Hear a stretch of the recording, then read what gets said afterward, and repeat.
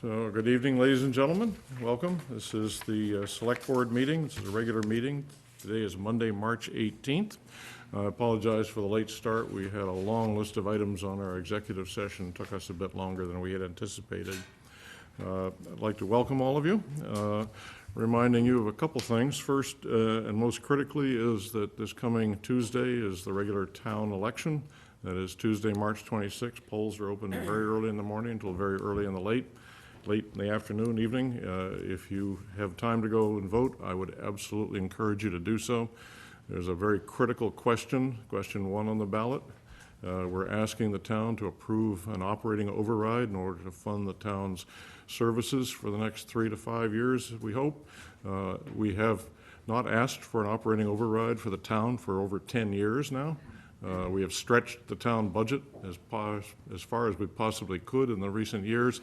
We have now reached the point where we no longer have the ability, no longer have sufficient revenues to fund all of our services, including police, fire, DPW, and most importantly, schools. Expenses have been growing. They've been growing at an average of about 5.5% a year.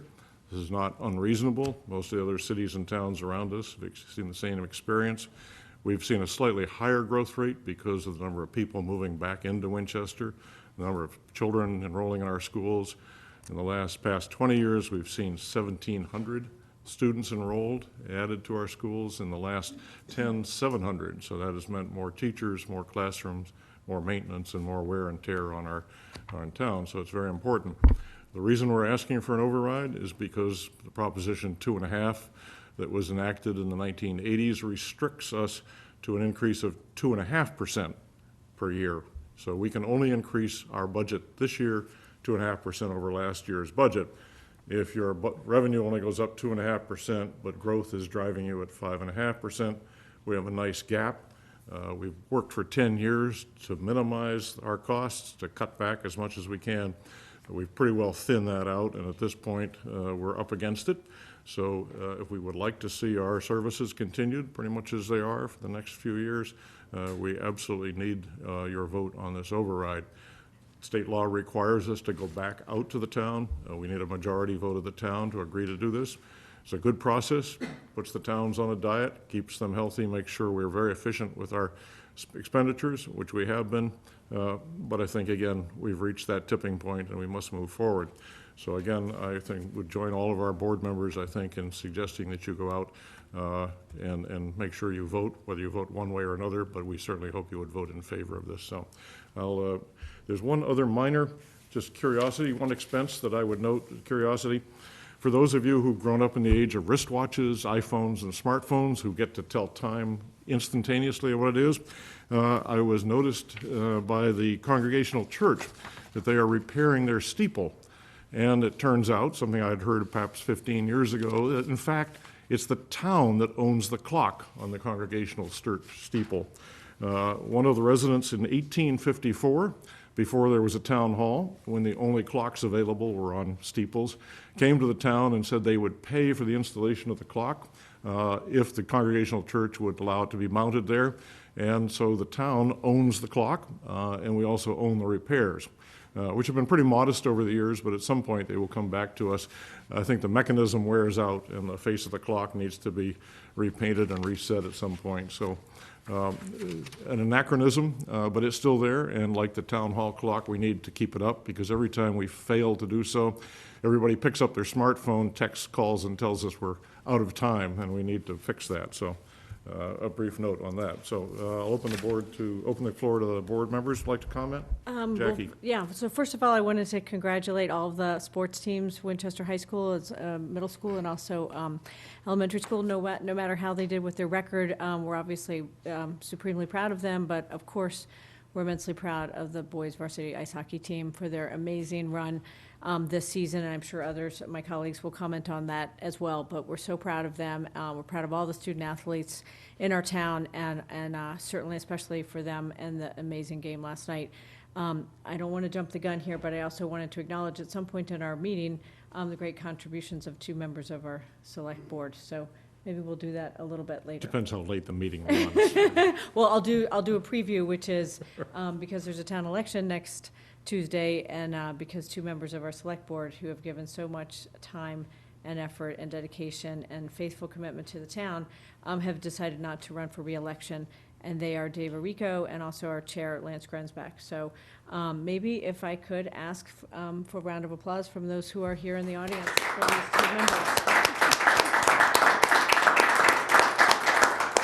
So I'm sure there'll be others who want to comment, but from the heart, But the chair will enforce short comments. we're extremely grateful. Thank you very much. Thank you. Other comments? David? Yeah, just to echo what Jackie said, to congratulate the boys hockey team last week. They beat St. John's Prep to become Division I North hockey champs. Last night they played at the TD Boston Garden, and they lost in a hard-fought game to Duxbury 3-1, but they had a great season, and also, as Jackie said, to all the student athletes at Winchester High.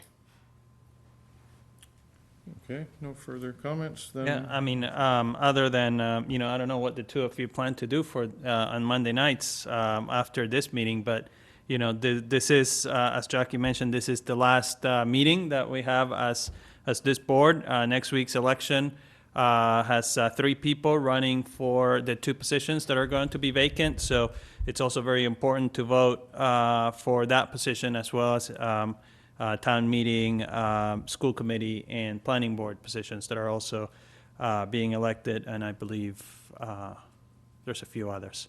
So, but thank you to the two of you for all the time that you've given to the town. I think somebody counted that there's something around 300 and something volunteers to the town, and so thank you for being 2 of those, because with the override on the ballot, we couldn't afford to run this town without the time that you have given volunteering. Thank you. So, I would also, if we're going to make a few comments now, I'd like to extend my appreciation both to Mr. Grensbach and Mr. Arico. I think our people don't realize the immense amount of time that we spend outside of this room working and for Winchester, and I think both of you have done an excellent job. And Mr. Grensbach was the one that roped me into this a few years ago, and so telling me that it wasn't really that much time relative to other things. I didn't realize how much time he spends, so it didn't seem like that much. But I really appreciate the leadership both of you exhibited and working with both of you. And I have a feeling that we're going to still keep you roped into a few things because we know where you live. So thank you again, and I extend my appreciation to you. So I would note many years ago when I decided to do this that I called up Peter Van Aken, who had previously been a selectman, and at some point later I talked to Tom Howley, and I said, how much time does this take up? And they both, consummate liars, they sat there with a straight face and said, only about 2 hours every other Monday night. So I would encourage any of you who meet somebody who's interested in running for select board, just tell them 2 hours every other Monday night. That's what we told the It's current consistent. candidates that are running as we well. want to be, So, if nothing else, we want to be consistent. Yeah. Both of them say it's entirely true, so that'll be good. Well, thank you very much. I did want to make one more comment on the override too. Certainly, it's necessary for everyone to be voting in the upcoming election here, but the process where we arrived at the number for the override was a long and arduous one of a year that involved all boards and commissions and members of the community, and there were over 50 different revisions to the template where we were trying to figure out how much we would need and how what a number would be. And there was a recommendation for a number, and we were this override is so necessary for the town to continue to do the business that it does that we went below that number. So we got a recommendation, then we went below to make it a number that was palatable for the community, because we realized that the past several years we've been increasing taxes by quite a bit. But I do want to make it clear that this is an important and necessary override for us. I appreciate all the work that's been done by the working group and I would encourage everyone in the community to support it. And please come out to vote next Tuesday. Thank you. We have, I guess we have information on the town website about it, and there's also another website that's been put up. We'll post the information for that. If anybody has a neighborhood group that wants information on this, give us a call. We'd be more than happy to come out. We have the 2-hour presentation we gave to the special town meeting, or we can give you the shorter version, but I think it's pretty critical that people hear this. So thank you, Mike. Okay, no more comments from the board. Turn to the town manager's report. Lisa, good evening. Great. First, I want to start off by thanking Selectman Grunsbeck and Selectman Rico for all you've done. You've made my short journey here so far challenging and interesting, but you've also provided me with a lot of support, information, background, and so on, and I think helped me start off on good footing. So with that, I want to say that Patty and I did some shopping downtown and wanted to present a small token of our appreciation. Is this dinner, are we home? I should have too bad. filled it with things. Can we drink it? Yeah. And if you could just open it up, show everybody, we can take a quick photo, that would be great.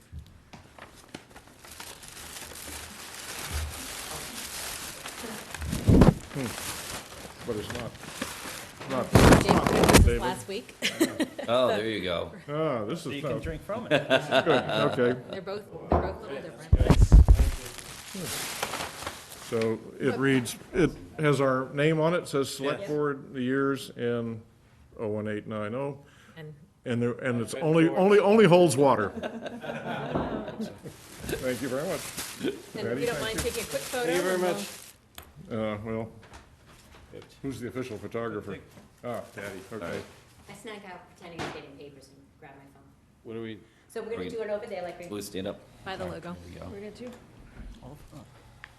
You have time to go out and get coffee if you like. Do this later. No, only water. Can we actually, do it over here, because then we're directly underneath the light?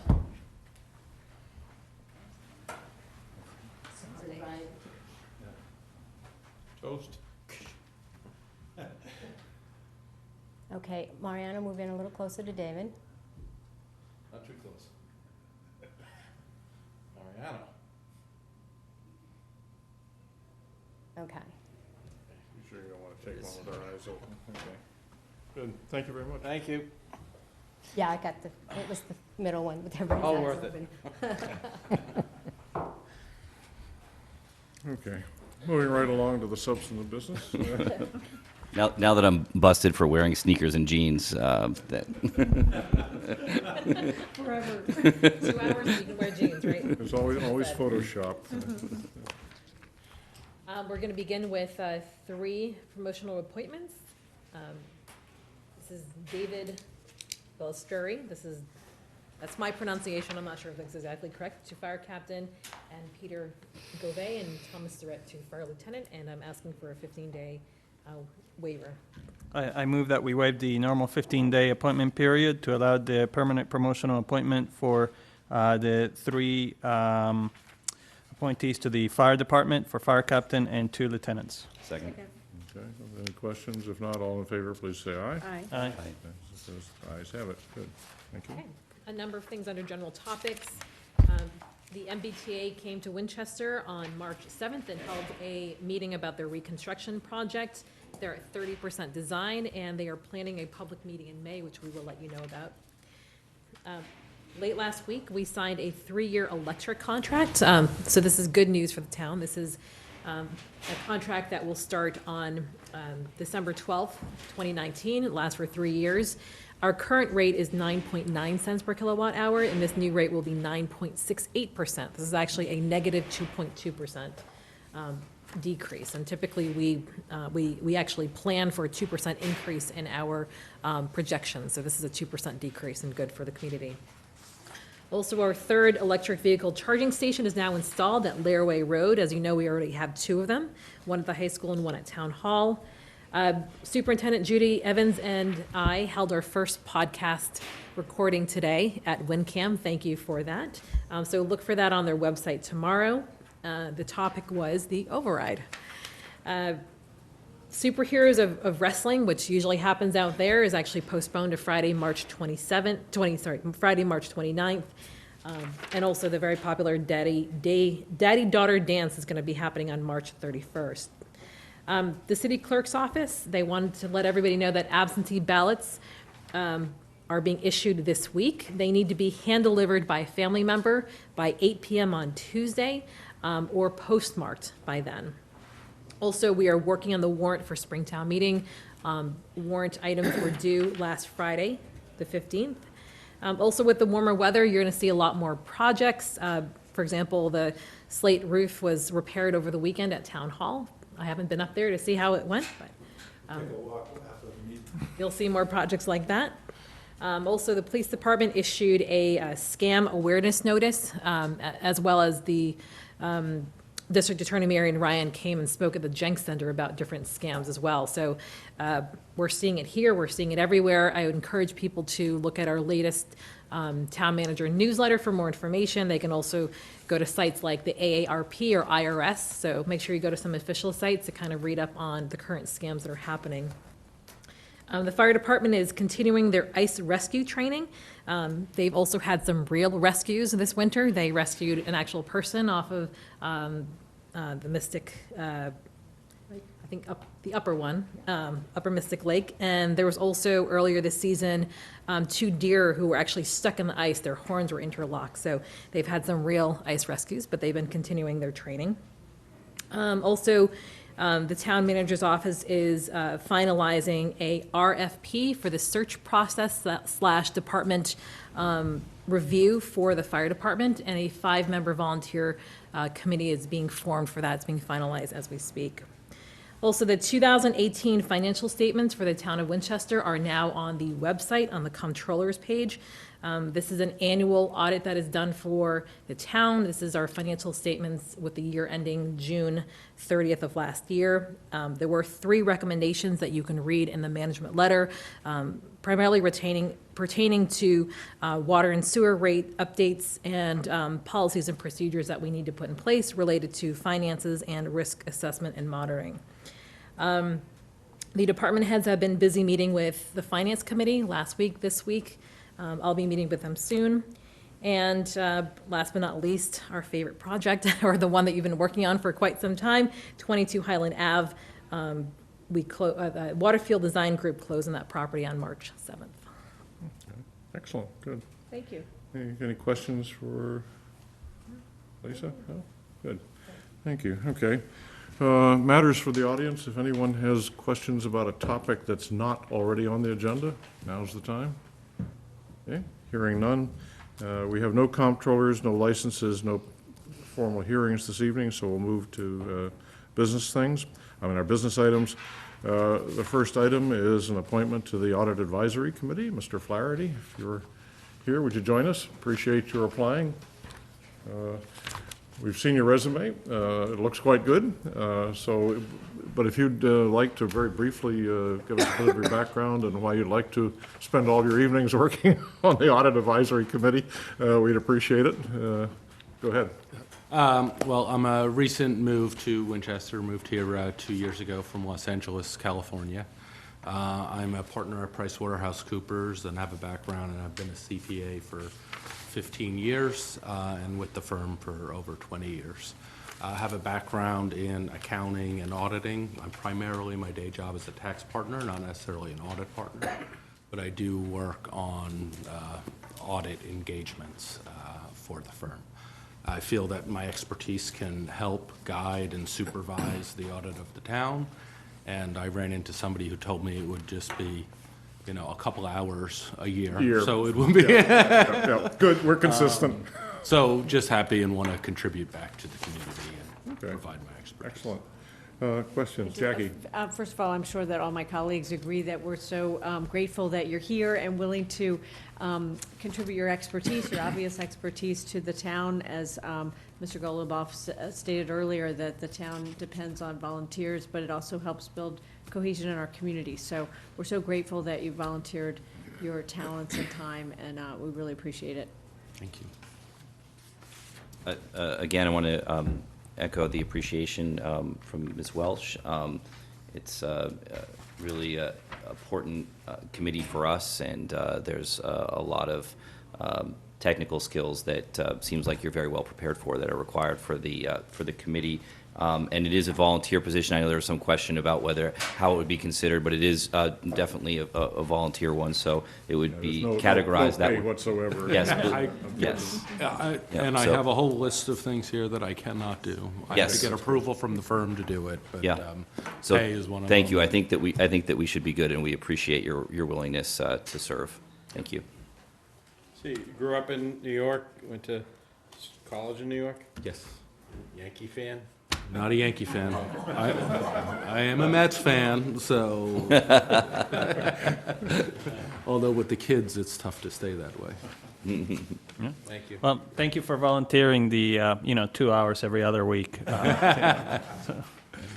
Okay.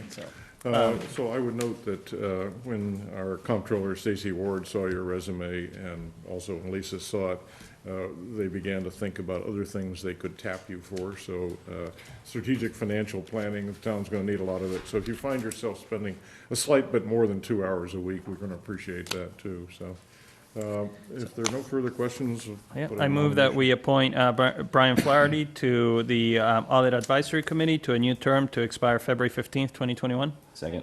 Seconded, okay. All in favor, please say aye. Aye. Congratulations, welcome. Thank you Thank you very very much. much. Very much. Okay. And we have a second appointment, an opening on the Fields Management Committee. Mr. Beauvais, is he present tonight? Mike? Yes. Yes, oh, good timing, excellent, welcome. Good time? So, this is excellent timing, welcome. We very much appreciate your submitting your resume, very impressive background in the sports, so I think the consensus of the people looking at your resume was to grab him very quickly if you can before he escapes. So if you wouldn't mind spending a minute or so just giving yourself and for the audience a bit of background on your experience and training, and sort of a couple of comments on why you'd like to, where you think you'd like to go with the Fields Management Committee. Sure. So I have a master's degree in sports management. As part of that program, I did a year with the New York Yankees and a year with the Boston Celtics. Did you get paid? No. Internship, okay, yeah. And after that, I went on to work for the Tampa Bay Devil Rays and the Tampa Bay Buccaneers. And I moved back to Boston about 10 years ago. And I've started, I have my own company in the concussion technology space. So working with armed forces members and athletes and sports participants, trying to help reduce the impacts of concussions. Excellent, okay. And comments on what you think you'd like to Fields Yeah, so I've been Management? involved. This is our chance to pick your brain Sure. before they get at you. You know, I've been involved in the community in the sports and athletics since we moved here 9 years ago. I have a 9-year-old daughter and a 10-year-old son that participate in many of the sports activities, and I've coached many as well. And I just think, you know, it's always nice to become more involved and dedicate some time to the community and helping make sure that the fields are managed and maintained properly. Okay. Well, timing is good because about a year or so ago, we asked town meeting for funding to do a fields strategic plan. And Jay and Paul Manganaro and Rich and several others participated in that. I think we asked the consultants to come in and look at the condition of our fields, and Meg has been managing this, to say what's the demand and what's our existing capacity and what kind of capital and other maintenance investment should we be putting in to make sure we have the capacity. And I think they reported to us a short while ago. The report was really excellent, and I think the working group steering committee has taken those and begun to boil them down. But one of the critical things is going to be for the Fields Management Committee to bring that into the capital planning process and make sure the town meeting is aware of the kind of work we need. Okay. Because a lot of our fields are very, very heavily used. Some of them, I'm told, are sort of approaching concrete consistency because they've been beaten down so hard. So we're going to have to work on that. So your expertise is going to be well appreciated. So. Yeah, this is a great resume, a great fit. Just be careful, Mike, there's a couple of guys on the board, they think they know sports. Manganaro. Everybody Bill, does. They're novices, so just be careful. Thank you, though. Okay, Jackie? Yeah, I just wanted to mention, first of all, thank you so much for volunteering your time and effort. And as I mentioned to the other candidate with the other committee that the town depends on volunteers, obviously, but it's also such a wonderful kind of win-win, because then you feel so much more cohesively involved in the community, not that you don't already, but it's just a different perspective, and so thank you for lending or being willing to lend your talents in this particular capacity. And as Chairman Grensbeck was just saying, that some of the aspects of this field management process have involved kind of like after-hours use, after-hours meaning of student athletes, and you know, sort of like capacity for the town to kind of utilize those assets in a kind of a productive way. Right. So, and your experience here obviously will play into that in a really meaningful way. So we're really delighted. I'm sure everyone on the committee will, you know, they all bring different perspectives and experiences, and so it's great to have a variety of those experiences, just like with any board. So thank you so much. Thank you. Yeah, one of the other comments, and partly for your benefit, but partly for the audience, is we're looking at an override vote to fund the town's operations. One of the things we've done over the past probably 5 to 8 years now is increase the fees for a lot of things, for transportation, for sports, for participation, band, and activities.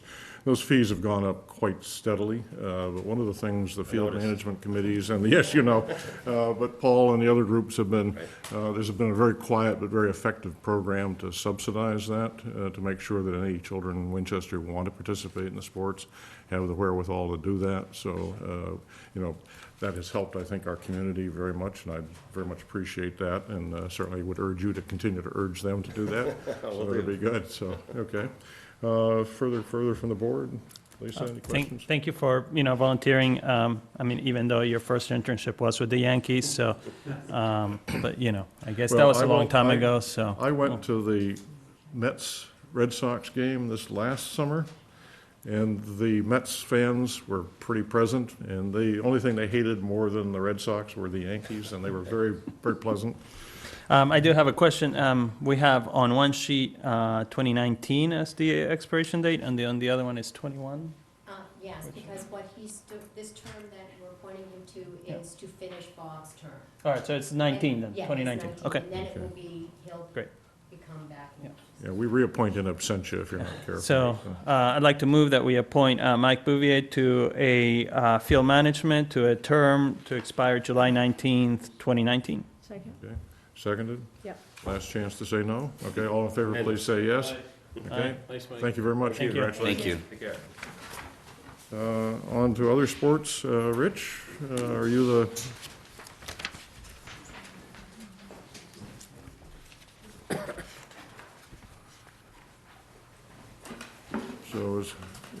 speaking of contributions, Rich, I believe you're here tonight to ask to make a donation of 2 batting cages and a portable outfield fence at Skillings Field. So would you introduce yourself, and we'd be more than happy to say. My name's Rich McKenzie. I am the president of Sachem Youth Baseball and Softball. I'm joined by Mike Degnan, who is a former member of our board and is an active booster of the high school baseball program. So we are here this evening, hoping that the board will consider our donation of 2 batting cages to Skillings Field, along with a fence, a portable fence that will be placed in the outfield for the spring season. Excuse me. I think that the batting cages were part of the original plan for Skillings. Unfortunately, we sort of maxed out the budget, and it was one of the things that we could not afford at that time. So through a combination of efforts, we'd like to see if we can make that donation this evening. Since we've designed the baseball field, we've ringed it with windshields.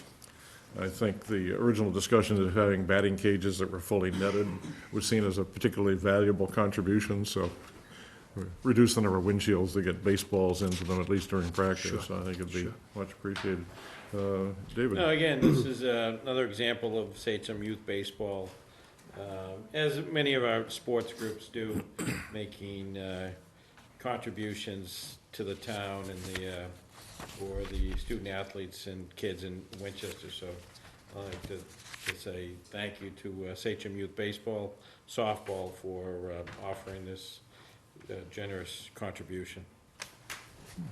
Yeah, I just wanted to echo that you guys have so many amazing volunteers, but then also to contribute, treasure, if you will, donations in this way to this beautiful field is so appreciated, and I'm sure the kids will not take it for granted and very much appreciate it. So thank you so much on behalf of the board.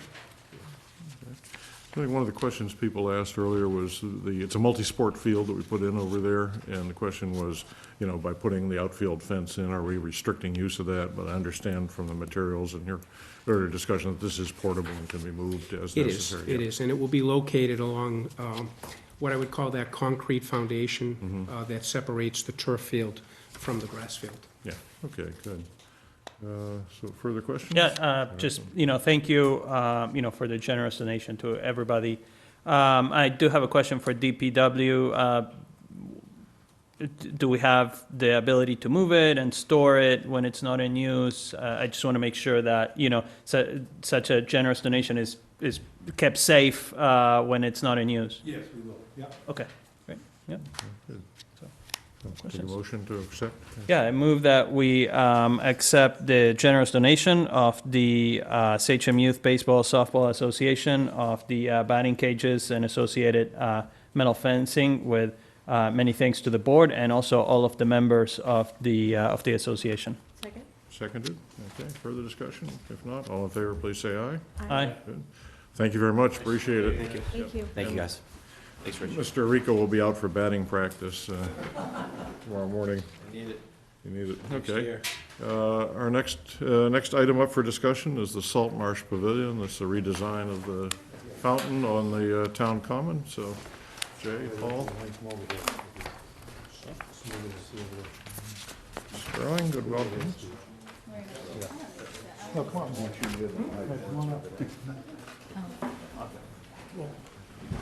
Grab a chair, map. That would have been fun. So,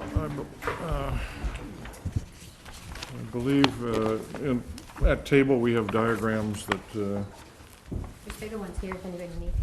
folks will be referring to. We don't have the colored versions, but, Yeah, it's gonna be on the TV, yeah.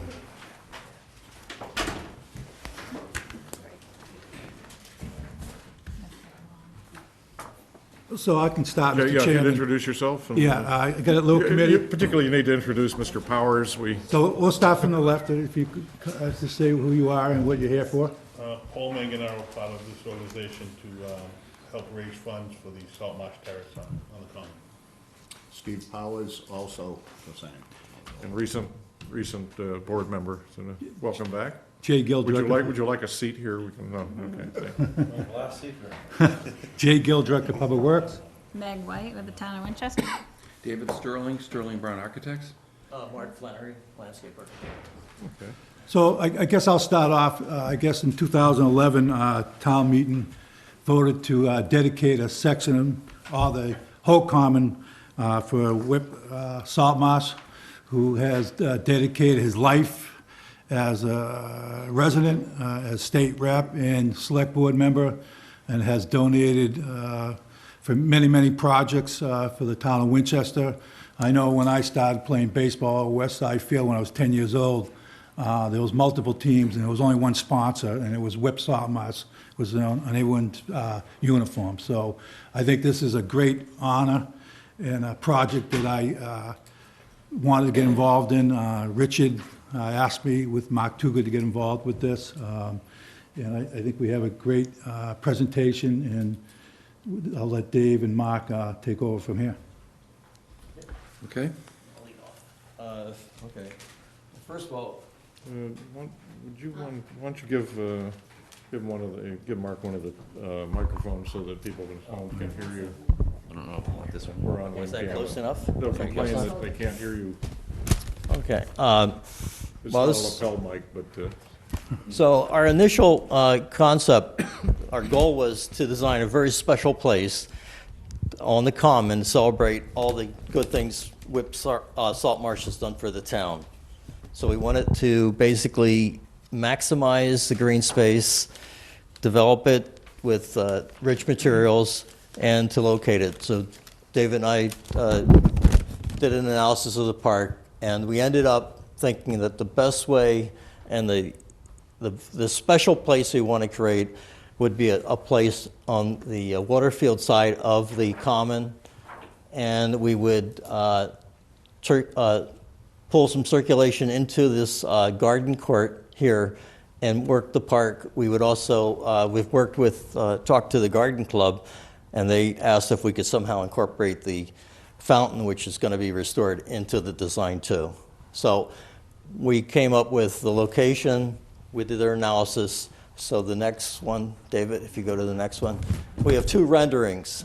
So what we'd like to do is maximize the green space. The importance of it is that we have the signature 72-inch black oak, which is monumental, and it's kind of sacrosanct. In this corner, we have the First Congregational Church for the flagpole. We were talking about this small piece of land right here, which we're trying to put up a low wall with a perennial garden and some flowering trees and incorporate the fountain into it. So we feel this is kind of the signature Winchester scene. The next perspective is from inside of the walkways on the common, this one that parallels Church Street. We'd like to come up with a small path into a 28-foot diameter plaza made of rich materials, granite and brick, with the small granite wall, seating benches, added 2 additional custom lights that we use in the town as standard, and granite bollards with the story of Whip Salt Marsh on that. So basically, they incorporate the whole thing, add some lights to it, and the next is that David, I think, can present the working drawings on it. Okay. All right, so this is the existing condition on the common. And you can see, okay, here's the planter area, here's the oak tree, and we're talking about over here. So the fountain is in this location now. That's going to be taken out and restored, and it's going to be repositioned in this new terrace, which is right here. And this is a walkway that will just connect to the existing right here. So we try to minimize the amount of pavement and so forth on this.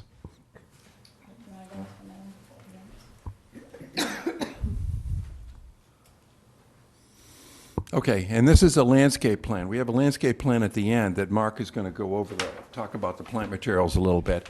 But here, this is rendered a little bit further so you can see that. There's one tree that we're going to protect and keep. There's another tree that has to come out. There are a couple of dead trees that Jay is going to remove as part of this project. Okay, you want to go? All right. So here's Waterfield Road. Here's the sidewalk. We're 8 feet away, and here's this circle. The circle is 28 feet in diameter. The planter is in a about 43-foot diameter. So that gives you a scale between those two. And this is brickwork. This would all be brickwork. It would be a brick that is uniform so people can't, or hopefully don't trip on it. And then it would be surrounded by a granite band. And so from the sidewalk here, you'll see this wall. And we'll look at that in elevation. But the wall is for this portion.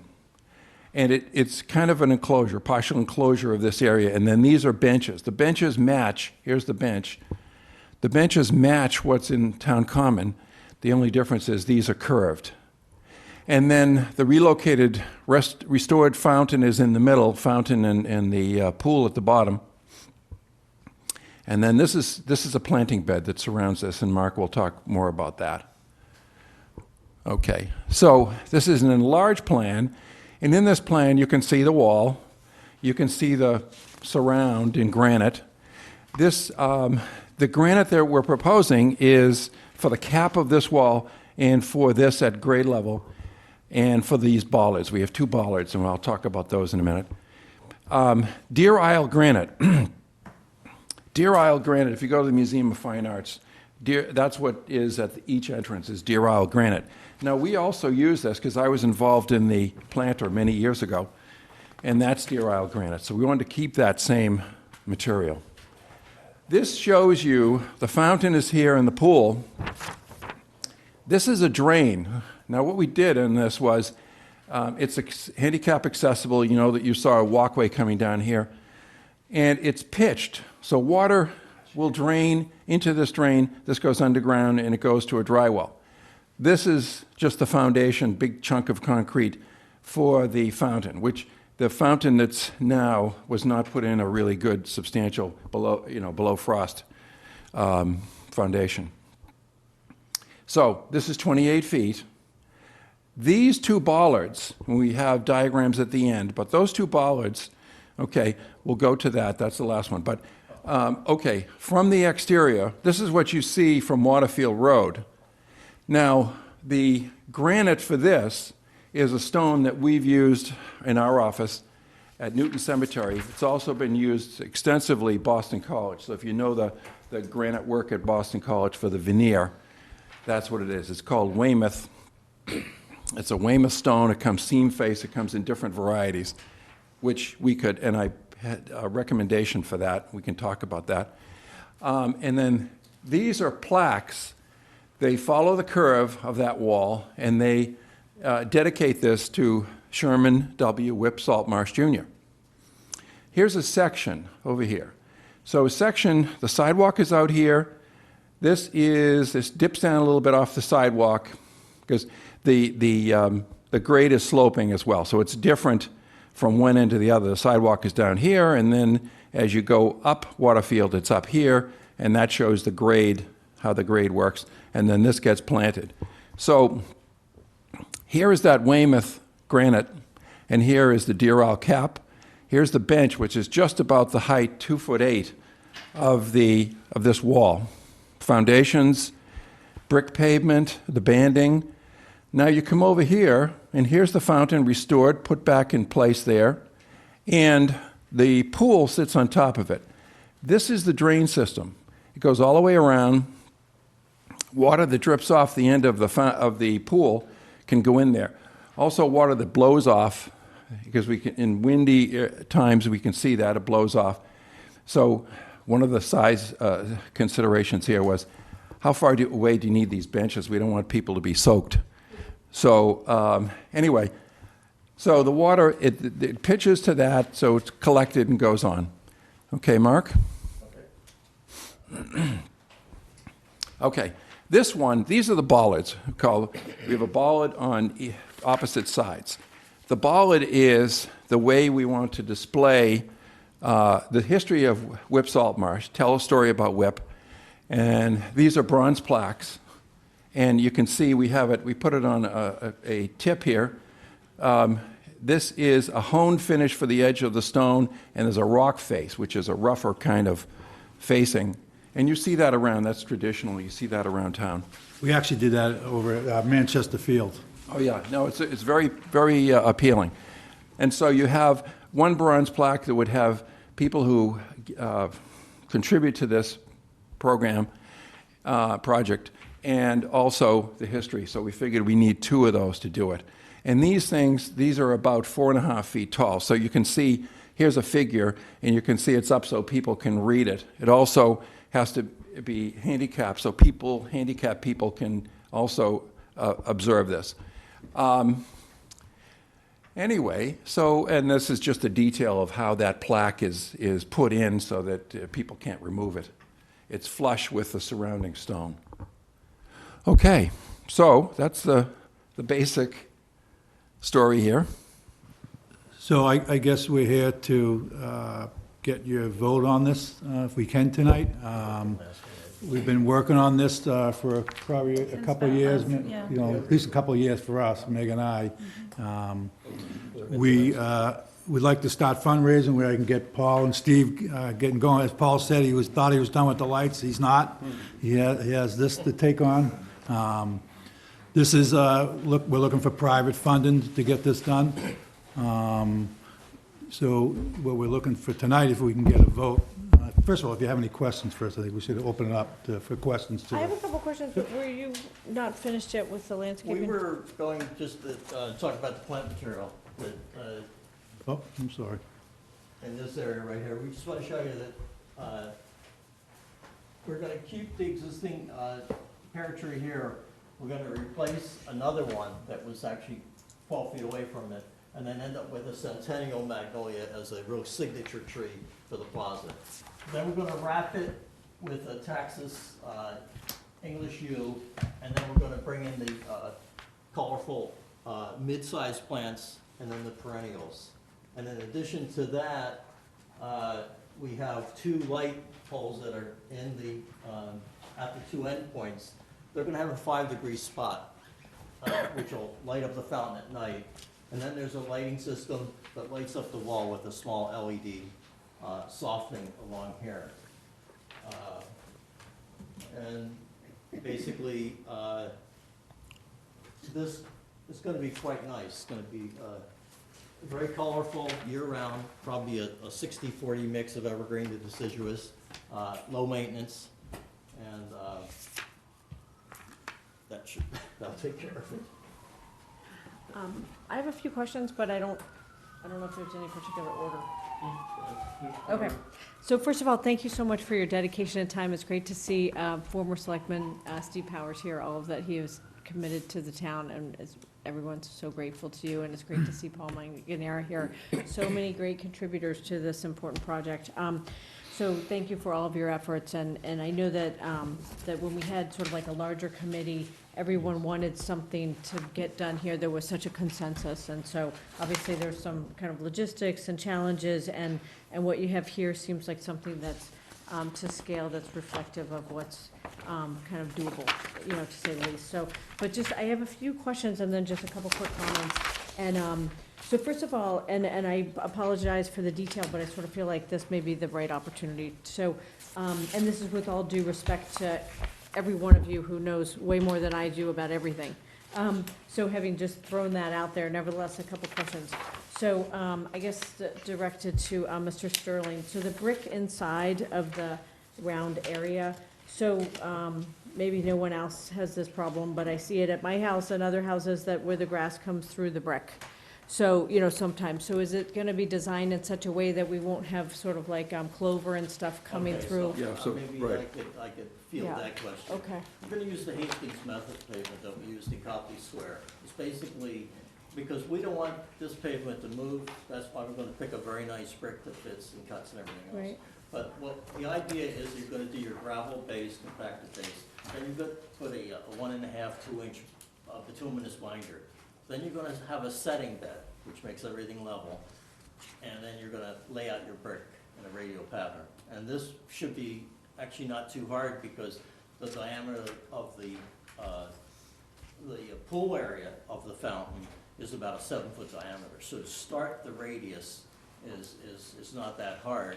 And also, we're gonna use a custom granite along the edge, which is gonna have slots in it, rather than having an iron grate around it. It's gonna be a piece of granite that are in small sections so it can be lifted out if anything clogs or whatever, and then the brick comes out. So in terms of weeds, there'll be no organic, so it shouldn't be an Okay, issue. because obviously that would just be so sad if that sort of happened, not only for maintenance, but also because of all the beauty that you're creating here. So the other question I have is, with respect to, and that's great about the Deer Isle granite. I love the connection with the Boston College, because obviously Boston College is so important to Mr. Saltmarsh. It is. And so that was really a joy to hear you guys talking about, I think it was the granite, or one of the pieces of granite, or one of the stones or something that was the connection with Boston College, right? This is, excuse me, this is the one that connects with Boston College. Now, they make this in different varieties, and for instance, the ashlar is bigger stones, more regular. And they make it so you have that kind of a pattern. And I think because the wall's not that tall, probably this is a better way to go, because otherwise you'd end up with just a few stones high. So, and also, for this one, to get the plaque that's installed that that goes in with this. So you have a choice in your range of stone. They have quite a bit. Okay, so they have what's called seam face and they have split face. So what we recommended was either this range, which is pretty simple, doesn't have, some of these you can get like rust color that's in the stone, and split face, they just split it where they want it with wedges. Seam face is the seam in the stone, so they go to a natural seam, and that's when they split it. So we were saying, okay, either this kind of color range or this line plus a couple of these, and that's one of their blends. So that's the Boston College connection. And then the Deer Isle, that's the cap, is Museum of Fine Arts, and it's also matching what we used years ago for the planter. Right, and planter, you mean on the other side of the common? Yeah, Right, yeah, exactly, exactly. So I love that connection too. And as far as the stone that you were just talking about, you know, forgive me, but it seems like it's also a connection to other historic buildings in town, such as our library. You know, that it may not be the exact stone, but it's sort of Right. like, you know, It is kind consistent. of, yeah. Yeah, exactly, consistent with other, you know, really important examples of historic buildings in our town. So, so the other question, just a couple other quickies and then I'll be quiet. So, as far as the fountain itself, when you said it will be restored, I was just kind of curious what that means. So it'll be the same exact fountain, and is it gonna be painted, or what do you mean by restored? Yes, it will be, It and has to. Mark can tell about We that. went to 3 different contractors to get it priced. It has to be taken up, sandblasted, primered, and then 2 coats of marine naval black paint will be installed. And so the companies you went to, like DeAngelis and some of the bigger companies that will do a first-class job. So their job is to go in there as soon as we can, lift it out. It'll take them about 5 or 6 weeks to finish it. So they'll keep it at their shop. That time we'll come in and do the foundation, and when they're ready, we can just. Yeah, because it seemed set to it have a back really up. nice design with the pattern on the outside rim, and so I'm assuming that you guys made the professional judgment that it was worth kind of restoring it as opposed to replacing it. So on another note, Yeah. Mr. Chairman, in your packet tonight, the Home and Garden Club is giving a Right, gift to the donating, town for yeah. $15,000. They do so much for the community, and we're very grateful that they're gonna donate $15,000 tonight to the board. Yeah, it's for the amazing. I refurbish just- of the fountain. Right, oh, directly for the Yep. fountain, okay. So just another, another kind of quick one. So I was curious with the wall itself and the plaque. So, you know, I defer to your professional judgment, but I find that some places where I go, sort of a little understatement is actually more sophisticated and honorific than sort of right in your face. And so I was just kind of curious with the name, are you thinking about filling it in with like black, like the actual letters of his name, or just kind of leaving it a little more subtle? Because I do think that in our town, we have so many, you know, obviously beautiful historic examples, and no one wants to sort of say, hey, look at me, sort of thing, Right. because that's not really in keeping with the dignity of either him or even the town. So I almost, personally, I sort of feel like it's maybe better to have something where the name may be there, but that it's just more in keeping with his humility and modesty as well. And that I would very much suggest that it not be sort of like filled with some color that's gonna grab people's attention, that it just be much more kind of modestly, you know, there. Right. And I think it's just, it's so much more sophisticated and appropriate for our town, and I for agree. him, Yep, honestly, I for agree. his personality. You're talking about epigraphy, which is cut into the stone, that's the technique, it's cut in. Oh, I wish I knew what that word meant, but I just mean the name. Well, it's, Yeah. you have stone cutters, and they come in and they Okay. create those letters recessed into the stone. I see, yep. And actually, the thing is, we did that for the town common, the planter. But, and they put a dye in there to give a little contrast, because if you don't have it, you really, it's hard to read. I mean, you could try without it, but on the planter, that washed out over time, and you really don't even notice the fact that it says the Winchester Town Common on it. So, but certainly we can, you know, talk about that with, Yeah, I mean, Design with review, the yeah, design yeah, team, because yeah. so that, I just think it's consistent with his humility, his modesty, so many of his characteristics, which are like so timeless and amazing. I don't know why I'm just staring at you, but I meant for the whole committee, that I would, and also given all of the beautiful assets that the town has in this location, that it just seems inappropriate to sort of have it kind of like, you know, right, grabbing everybody's attention. So on that note, my last comment, I wanted to ask about the lighting. So I guess I you were probably being respectful of our time, but if you could just sort of elaborate a little bit, so the light poles that Okay, you so light indicated, are poles- they consistent with the lights? Let me just get this the question out. same- the And then same- the other one is you indicated some sort of lighting along the wall, so I'll be quiet so you can Okay, answer so that. the light fixtures that we have along the entire common, Push that back to the lights which there. has a glass Dave. top piece to it, all along Church Street, the standard Winchester light. Yeah. Oh. It's the same as the ones that are out there today. So the same ones that are along the street and along Mount Vernon Street, that's, we worked it out with Jay that we can get 2 new fixtures here and there, and that'll light this up. Okay. It's the same ones in the The common. same ones on the column, yeah. And then we can do a 5-degree spot from the very top where they hook up. These are also going to have the hanging baskets for flowers and for seasonal color. But from here, the garden club wanted to see the spray at night and how it worked out. So it's going to be on a sensor and everything. But it's going to 5-degree, just a very light 5-degree spot here and 5-degree spot this way, light it up. Here is an LED system, which is a wall light, which is going to be, you know, a very nice one, but it'll have low maintenance. It'll have a time clock, or So are you talking about at the base? at the base, it's going to be a little wall wash. It's just going to be very simple. And the base, like the outside edge? Yeah, it's going to take the curve of the wall and just, you know, I'm thinking about, you know, we're going to do it in the field with the lighting company, but just keep it very simple.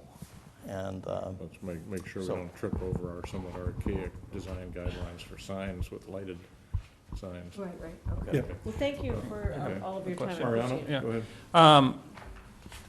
During the summer, when it's hot outside, we see a lot of kids getting into the pool of the fountain. Yeah.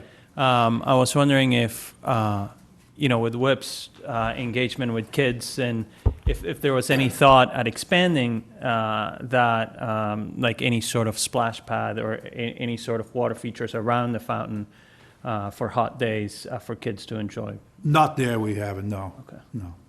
It's a good idea, but the budget's tight on this project, so. Okay. Not a bad idea.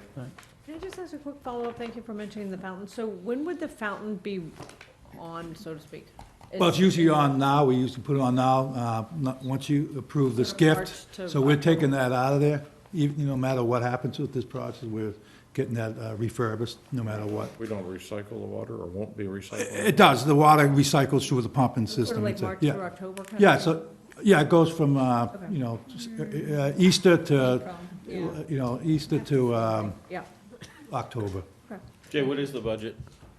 It's roughly an estimate of about $130,000.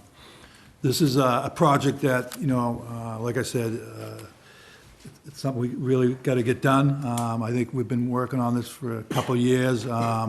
I know a lot of people that want to donate to this, but one thing, you know, we get this, because I've been working on a lot of public projects, is, you know, is the town going to contribute any money to this? And I'll let Paul talk a little bit about that, because he's in charge of fundraising. Before we do that, Yep. can I just pick up on the design? Sure, Once- absolutely. once there's very good access from the north walkway or from the west walkway there, from the corner from Waterfield and Yep. Church, things like that. There's no access from Waterfield or the south side. Yeah, we talked about, I just. we have plans. Knowing, yeah, I mean, people are gonna walk there no matter what. I Yeah. would suggest perhaps we look at some sort of an access way, either from the Waterfield sidewalk or from the paths down there. So- Maybe yeah. it's just gravel. So one of those things, we wanted to keep much green space I for, the, you know. understand we so- want to keep the green space, Yeah. I know what's gonna happen. Yeah. People are gonna beat a path Yeah, from the south, they're not gonna walk all the way around the north, they're gonna come out of D'Agostino's with their sandwich and say, there's a beautiful location to sit down and enjoy my coffee, and we don't want them climbing over You mean the- like the fact that this one you can access from 4 directions, and the idea is to maybe? Correct, there's no way to access it from the Waterfield that's something we can put Laraway into it. side. Yeah. You know, it could be as simple as a gravel, a small So- gravel path or something. Yeah, but, so one of those Sooner things, or later, we're gonna beat it into the Right. ground, so. so, Mr. Chairman, the sidewalks are a mess there, if you Yep. walk, so that's one of the things that, the next phase of this project, we have estimates about $450,000 to do other phases. The next phase, would be the sidewalks, the sprinkler system's obsolete, it was built in the 60s. I So, understand, but until yeah. we get there, Yeah, that's something we They're can gonna do. kill the grass walking Yeah. to it, so, not that they don't anyway, but Yeah. it might be something to look into. We What's can. a- Yep. What's an informal pathway, Mike? Otherwise, I would say, excellent designs, a Yep. dead spot in the common, it's a very good location, and I think the merchants and people across on the Waterfield block are really gonna like the display. It's gonna make their property value even greater. So, Mike, I'm sorry, go ahead.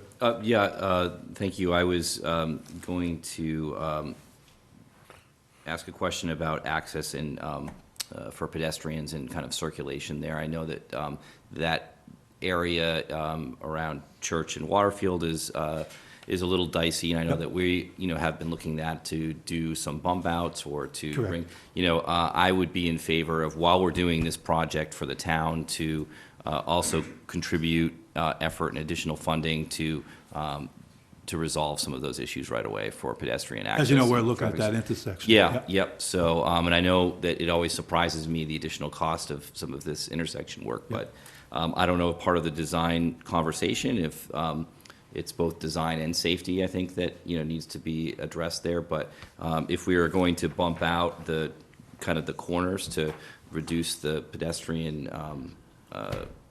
exposure and to increase sight lines and safety, I think that we should do it now, because we're going to be attracting a lot more people to this park, and we want to make sure that it's safe. So I know everything's Yeah, go ahead. additional money. Tool design, looking at that Yep. intersection right now, so. And is that part of, it's always a question of funding once we evaluate it, and then, but, So that would either be Chapter 90 money, roads money, or the capital money, once we get a design on what we're gonna do at that Yeah, intersection. we don't have a But- design Right. yet. Right now, engineering department is paid for the preliminary Right. engineering services of Tool to look at that specifically.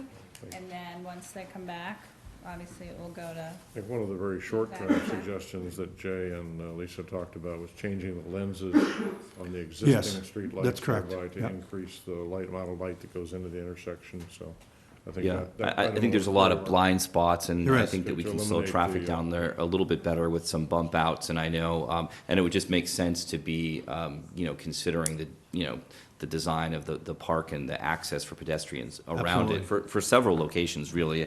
I mean, I could see other bump outs, on the corners as well. Yep. But I know that there's an expense with that, so I just, if there needs to be another conversation coming back here in a couple months, once we get pricing from Tool, happy Absolutely. to entertain that. Yep. But I do appreciate the thought and effort that's gone into this, so Thank it you. has certainly, Paul, I cut you off, Yeah, I'm sorry, go ahead. Okay. I took an interest in this project because, like I said, for many reasons already stated, Whip's been a mentor, he's been a leader, both from the political side and the private side. He served at this desk as well as many other capacities in town and on the state level. And he's done it without asking for much. And when Jay brought this to my attention, I eagerly said, I'll help out. And I love the design because I think we also get the benefit, as Mike mentioned, that it's going to beautify this area and upgrade this area tremendously, as well as honor a man that has given so much to the town of Winchester. Looking at the budget and looking at our past success doing private and joint ventures, came here tonight to ask your permission and to approve this project, but also to see if there's a way that we can continue our private and public venture and maybe get slight funding in the amount of 25 to 30,000 or somewhere in between. We'll split the difference for this project, because we've talked to people, we've lined up some funding. We have a solid plan that we think we can accomplish that in a reasonable amount of time.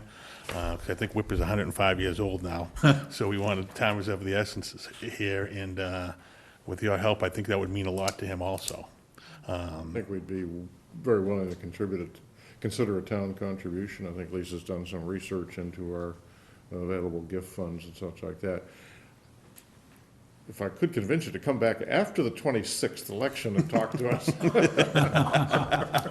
we'd probably know how much money we have, but I don't, I'll defer to the other board members, but I think the town certainly would be willing to make a contribution. How much we have today, how much we have after the 26th might differ slightly, but Lisa's been researching that. David? Yeah, to echo what Paul was saying, again, I think this has double benefit for the town. It honors an individual that has made a lifetime commitment to Winchester. There's so many things that WIP has done for the town throughout the years, and it also beautifies a town jewel, the common, that's going to be used by individuals and families for years and years to come. And, I would say as part of accepting the plans that we consider a motion to make a contribution of $25,000 from the gift account. And, the way I look at it is that, this is a town asset, and we're helping to improve it for the benefit of citizens and families. And also, if you look at WIP throughout the years, he's made so many contributions financially. I know he paid for the scoreboard, which cost $75,000. I think he paid some $25,000 for the track. He was involved with the memorial wall. He paid for all the baseball jerseys for years. And so you could just go on and on and on and on. So I would like the board to consider two motions, one to accept the plans and one to make a contribution of $25,000 from the gift account. I'll second Mr. Arico's motions, and I do want to say I think that this project has been going on for quite a while, and there has been a subcommittee working on it, and I think it's been very carefully planned, and it's been really a very intentional process, which I appreciate. We have an account that I would recommend that we pull from our pilot payment account, so it's not an operating account that we use, but it is intended to use for the betterment of the town center in this way and other town capital needs. So I think this would be a perfect opportunity to use that for something that everybody in the community is going to enjoy, as well as recognizing somebody that's been a major part of this community. So I think that the first motion of accepting the design, I think this is a great design, and I appreciate all the work that everybody has done on this. We just talked about a design of an intersection where somebody was killed in a traffic accident, and that we don't know where funding would come to improve pedestrian safety. And we're talking about, depending on the results of the election next week, that we would have to lay off 15 to 18 teachers and employees in other departments. I think that the decision to spend $25,000 needs to be done after we know the results of that election and after we know what financial situation the town is in. I don't think that 8 days from that election is the right time to be allocating that kind of money, where we don't even know if the pedestrians who are going to be crossing the street to get to this a fantastic pavilion are going to be safe crossing the street. So I can't support the $25,000 from the gift account, not this week. Now, after the election next week, if that passes and we have the $2 million in capital additional every year that would be able to fund a lot of the safety improvements, I think that would be very different. And when we're not staring down at laying off employees. So that's my view. Mr. Chairman, my thoughts are that this is a gift account, doesn't it have an impact on the operating account? And I'm not sure exactly when it gets refunded. Is it in June from the hospital account? Is that typically the year? So again, I look at, this is not a operating line item, and again, I've got a motion and a second. If there's other follow-up on that. I support both motions. Yeah, I guess I would too. I think we can afford the $25,000 out of the hospital funds. We do have to go and look for the capital funds to do the safety improvements, but I don't think we want to postpone this yet. Yeah, we're not going to postpone that intersection. Once we get it designed, that's one of our priorities for the town. And I think as long as my point and Mariano's point about the safety of the access to the park, I just want to make sure that we're working together. So, the entrance to the park, if we do all sorts of infrastructure improvements, isn't, garish, and, it's a nice entrance. So, so as long as everybody's working together, I think that makes sense. And, Absolutely. You're not planning to do any work to the actual We're not. thing Not like that, this so time. whatever is done to Right. improve the intersection would be Part of in this, addition right. to, but it wouldn't disrupt the plans. Would for not. this year. Okay. Okay. So is that So, well, I need a One more motion on the motion. table, or motions. yeah, there are two that have been seconded. Which motion? I guess. so it needs to be, I don't know if Yeah. it needs to be broken into two? Yeah, Well, let's- accept the let's- plan. We'll start with that. Let me take it as two. Yeah. The first Yeah. motion would be to approve the plans, or to endorse the plans and recommend that the committee advance them. So moved. Okay, do I have a second? Second. Okay, all in favor, please say aye. Aye. Okay, and the second motion would be to the town's contribution of $25,000 from the hospital fund. So moved. Okay, any further discussion? Second. All in favor, please say aye. Aye. Okay, good. No. Okay. Thank you very much. Thank you very much. Great. Good luck. Certainly. Since we're making motions, and I've spent a lot of time over the last years with, last couple of years with Lance and Dave, and I wanted to thank you for your wisdom, your leadership, and all we were able to accomplish together, and hopefully you'll stick around in some capacity and continue to help.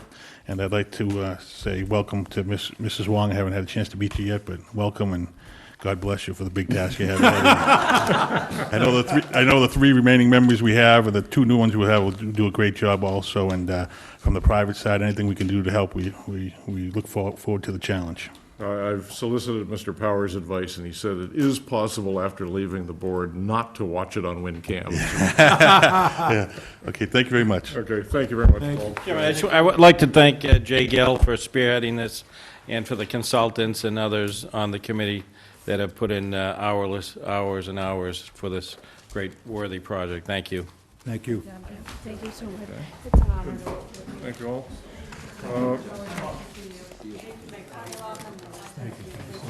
Our next, you Lance, we want to take a break? Yeah. So we will take a 2-minute recess to refill coffee cups. How are we doing?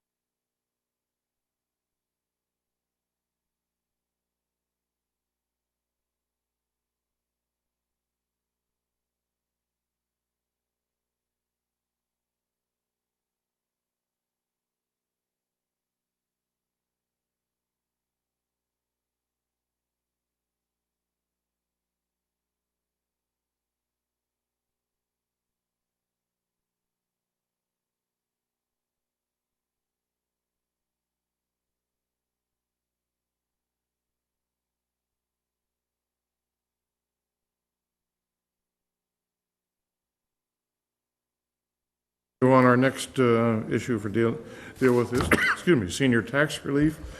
Excuse me, we've met several times since the holiday period to discuss what we could do to offset the impact of the increase in property taxes that would be occasioned by the override. Mr. Rico organized an early meeting, and then Lisa took the lead and organized several more meetings and has been researching this. So we have a proposal on the table, and I'll let Lisa, if you'd like to lead off and give us a brief explanation.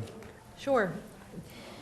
So what you have before you is actually a draft version of a potential act to go before the state legislature. There's several that we've modeled this after, and I can specifically go over things that sort of have debated and discussed, and sort of what ended up in this particular draft that could potentially be changed, or if you'd like. I'd also like to comment on the monetary implications of this. So there I'm going to start with that. There are kind of two pieces to consider. One is that the idea that this is going to help seniors stay in their homes. So it's a positive monetary impact on the seniors that we hope can qualify for this program and be able to afford to stay in their homes. In terms of the impact on the municipal budget,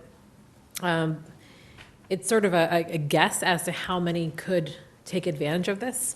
So in looking at our potential sort of impact, I would say that some of the numbers we have are not so great. So the Department of Revenue right now only has updated numbers to 2016, so we don't have 2017, 2018 numbers. Also, the number of people that they're looking at, we're not sure how many of those actually would qualify for this program. So let me back up a second for those who don't, who are kind of new to this. This senior tax exemption is based on similar ones that are happening, where essentially we would piggyback on the senior circuit breaker, which is an existing state program that allows seniors to get a certain amount of funds based on their income, assets, and so on. And what we would do is we would, by piggybacking on that, that would greatly reduce the amount of paperwork and administration. Essentially, if somebody qualifies for the circuit breaker, then they would automatically qualify for this program, versus us having to define our own guidelines and say, you know, who exactly would qualify for this program, and then actually have to go and provide the application, look at income statements, and so on to be able to verify that. So if we look at the current circuit breaker numbers, the latest is from 2016. There are 279 people that are currently taking advantage of that, which is about $275,000 total, so roughly under $1,000 average relief per person. What the circuit breaker allows us to do is to, on an annual basis, set a percentage that the town would contribute. So it could be 50% to 200%. So if you just assume that 279 people who qualified for the circuit breaker in 2016 are roughly the same number of people that would be requesting this, then you could say that 100% number would be the same, 275,000. If we go as low as 50%, it would be half that. And then if we wanted to set it at 200%, it would be 275 times 2, so 550,000. The hard part about this is that what we're proposing is that the qualifications are that you're 65 years and older, that you've owned your property for 10 years, so you're a homeowner. The circuit breaker actually allows for homeowners and renters. So I actually don't know the number of 279 people that are homeowners and renters. We've requested that information from the state and have not received it. And I actually don't know if they're able to kind of break that down for us. So 279 could include any percentage of homeowner versus renters. But assuming that all of them are homeowners, it gives us some sort of range of what we'll be looking at in terms of the impact of the town budget.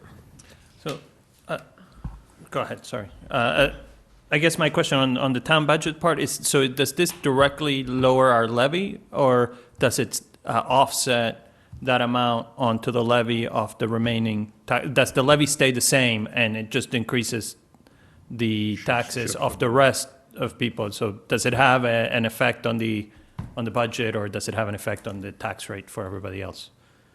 So my understanding is that it shifts it. Okay, it shifts it, okay. And just for those listening in the audience, can you explain what you mean by that? So let's say this, the particular amount of money that we would offer as a relief based on the number of people applying, and the percentage of the circuit breaker is 500,000. That 500,000 would be taken off of those qualifying individuals and would then be shifted as a dollar amount, broken up for the rest of the average, the homeowners. So you could take an average, but it would be Right, sort of so- spread out over that. Right, exactly. So in other words, the amount of revenue, sort of the levy, correct me if I have some of Yeah. this vocabulary wrong, remains the same. It's just that there'll be less taken for certain parcels who qualify, and then the others would have to make up that difference. Yes. Right, okay. So, but to be clear, we don't, we know the number of people who could who qualify in the state circuit breaker, but some of those are renters, we're Right, no, I assuming, get and they would not qualify. So we're assuming that out of the 279, there'd be a smaller fraction that are actually homeowners. And then you have homeowners that are 65 and over who've lived in the town for 10 years. That's gonna reduce that number further. And then there'll be some people who won't apply for it even though they qualified for And it, there may be others who haven't even applied for the circuit breaker, Yeah. who may apply for, things like that, so. for now both, yeah. And then ultimately, the select board would be the people to decide what percentage of, do they want to match 50% of the circuit breaker amount or more, so we Yeah, could. that's what, can I ask you a follow-up Yeah. on that? I know you didn't really finish, but since Mr. Goloboff asked you a quick question, I'll be quick. So the example you gave on the circuit breaker, I believe, was $1,000 per year, roughly. So is that what you're saying, that,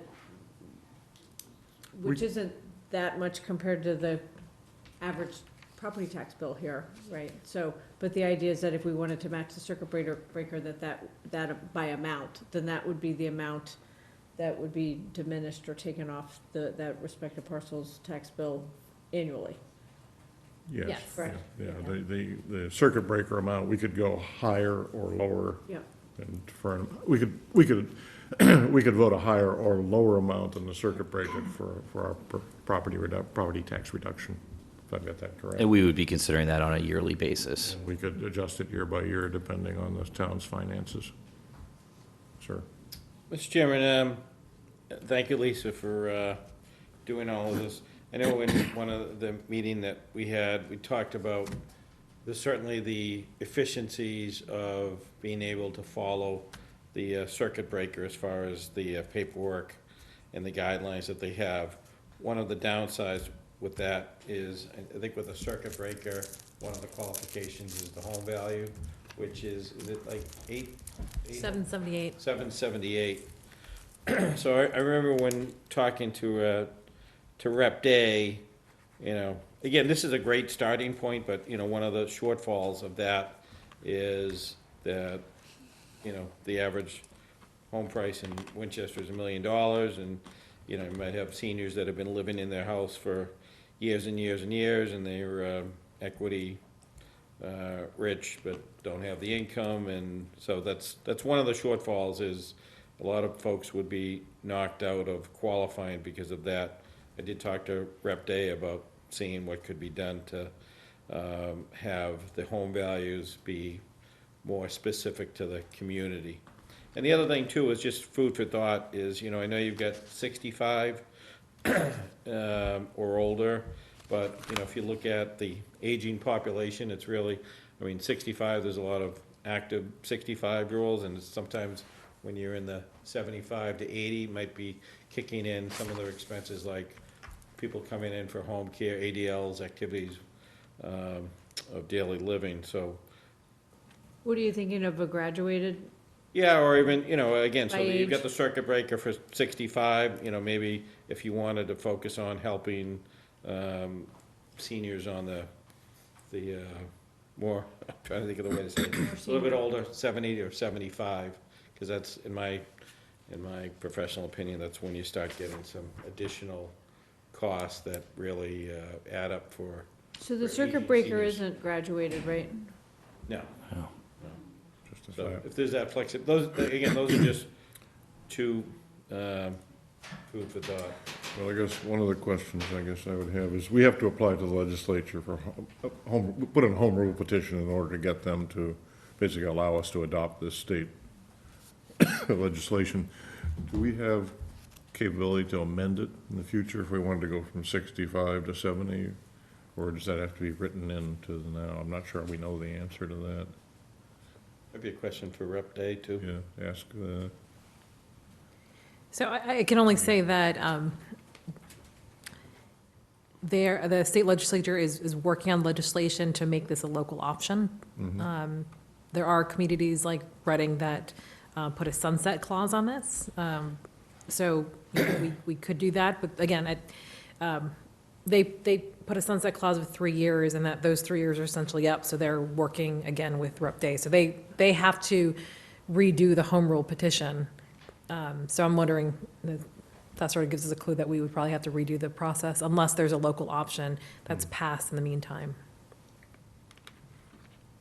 Well, I guess the question is, could we write into this, when the age is 65, and then have another sentence that say the select board may adjust the age or the residential range periodically? I don't know whether that. I mean, I recommend that we kind or of stick pretty closely to, you know, what is here, and then we can see what the options are down the road. I mean, I think if you're 65 and A great starting point. you meet the criteria, you know, of the circuit breaker, then I think this would benefit you. And, you know, again, you have the additional criteria of having lived in town in 10 years. not just owned property, but actually domiciled here for 10 years. So you've contributed and been a part of the community, so. So treat this as a starting And it is point. income-based, it's not just when you Right. turn 65 you qualify, right? Exactly, So it's also right. income-based. The one concern I do have that I share with Dave is the one about the property value, and that we heard that when we had the info session at the Jenks. Unfortunately, I also understand that if we want to have an exemption ourselves to that, then we have to do all the paperwork Right. of seeing if somebody who doesn't qualify for the circuit breaker would qualify with the property value here, and we have to do all the income verification and all of that ourselves. So I see this as a good starting point, and then maybe see where we go and refine that later. That's where we probably are going to have to Yeah. get to at some point, you know, soon. So what's, Lisa, the process for this is written is we vote this tonight. No. We submit it to the. Town meeting has to town ask mi- the But we legislature. voted, we take it to town meeting as a warrant article? Or do we have to go to the legislature first and then bring it back? I'm just, can't remember the Town meeting process. first. Town meeting first, okay. So so we don't have to vote this tonight, but we put it on the warrant, and when we get to the full warrant, we can pick up the details. Okay. Further questions? Jackie? No?